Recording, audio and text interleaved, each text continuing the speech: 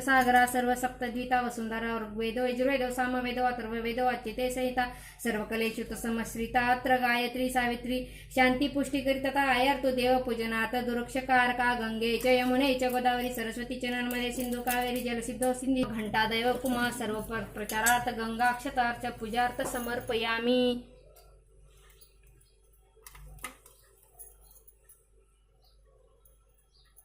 कुर्वे घंटानाद तत्र निरानाद घंटेला गंध अक्षता फूल लावावे घंटानाद करावे। भो दीप ब्रह्मस्तवस्तु ज्योतिबा प्रतिघ्यतो आरोग्यम देहि पुष्टाश्च सर्वार्थाश्च प्रथमेश्च। समयला गंध अक्षता पुष्प अर्पण करावे। दुग्धम शर्कराम समर्पया। श्री प्रतिष्ठा पार्वतीच्या पिंडीला हात लावून मंत्र म्हणायचा। असे श्री प्राण प्रतिष्ठा मंत्र से श्री ब्रह्मा विष्णू महेश्वरा ऋषी ऋग्वेदचे सामर्थ्य आणि छंदासी परप्राण शक्ती देवता बीजमयी शक्ती क्रोर केलेशम।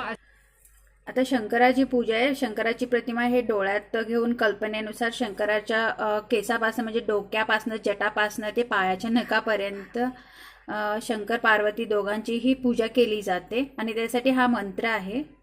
ओम असुनीत पुनरस्यास चक्षु पुनः प्राणमिनो गे च भोग जोकपश्य सूर्यमंत्रस्य मुनमेत्य मुळान स्वस्ति। ओम चक्कारी वाक परिमिता पदानि तानि विघ्न ब्राह्मणे मनीषिष गुह्यात्रिनिहितानि गन्तुरित्य वाच मनुष्यादान्ति गर्भनादादि पंचदशास्कार सिद्ध्यर्थे पंचदश प्रावर्ती करिव्य। ओम ओम ओम ओम ओम ओम ओम ओम ओम ओम ओम एक्स्ट्रा आहे।